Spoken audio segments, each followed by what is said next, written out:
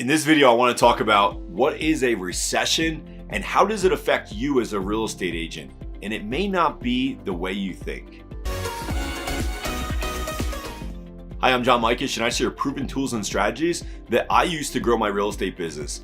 And if you're getting value from these videos, hit the like and subscribe button and you'll be updated when I release more great content each and every week. So when we as real estate agents think about recession, we think about, oh man, it's gonna be like the total collapse of the real estate market.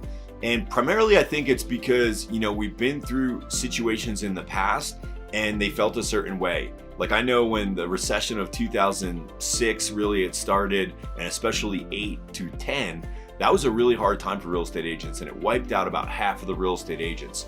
There was short sales, there was foreclosures left and right.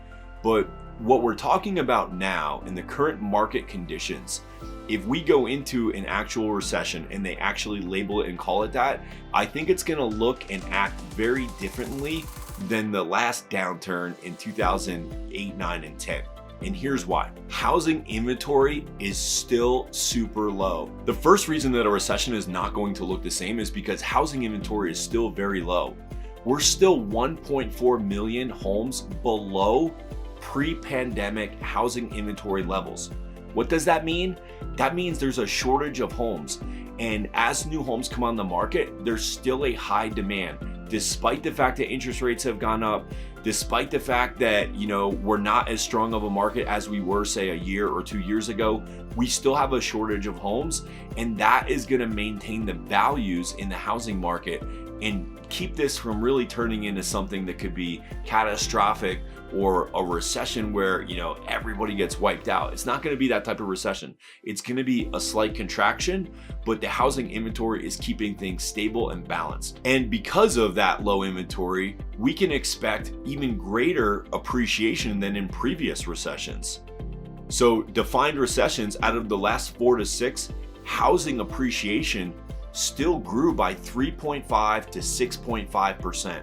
And I believe we're gonna see the upper end or even higher than that should we get coined as a real estate recession right now and moving into the future. And right now, millennial demand is driving the market.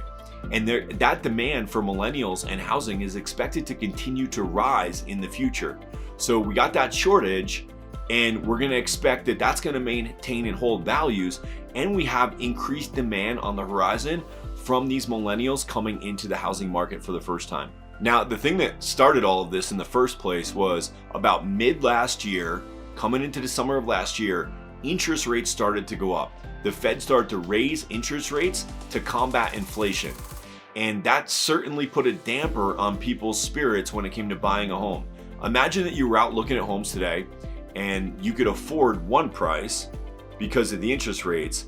And then while you're out looking at homes, the interest rate changes and now you can afford a house way over here. And it's a night and day different property. That'll really dampen your spirits on wanting to buy a house. However, we've gotten over that speed bump and now we're in this new normal, if you will. And when we look at interest rates and we look over the timeline of history, we're still in a rate environment that's the second lowest in the last 6 decades. So for the last 6 years, only one period of time has had lower interest rates than right now. So still an amazing time to buy a home.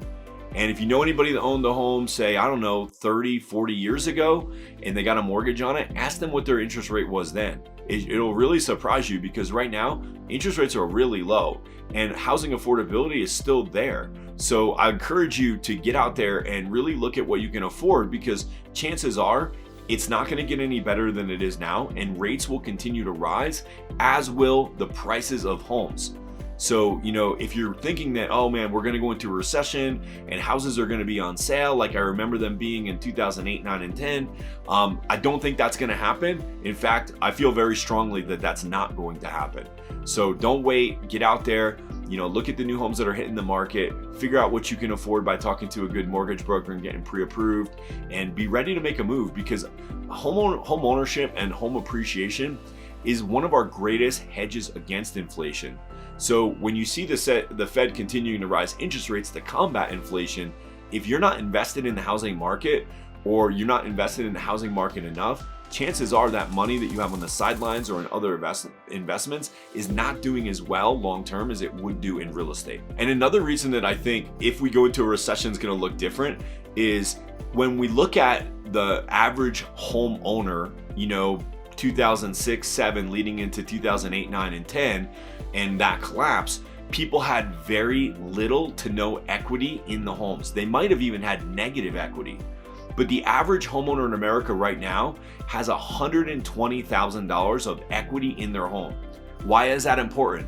Well, it means that people have this equity in their home, which is going to give them some liquidity if they wanted to sell that home to upgrade, which they will do because life will continue to happen. There'll be reasons why they want to, go to a nicer area, upsize, downsize, what have you. And because they have equity in the property, they'll be able to do that.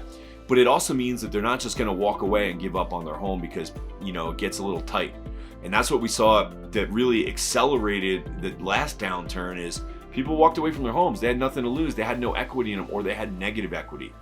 And 27% of the homes in the US right now are owned free and clear, meaning there's not a mortgage on them at all. So I think we as a society, we really value home ownership. We value the home, especially coming out of COVID, right? Like our home was all we had. It was our safe haven. It was our sanctuary.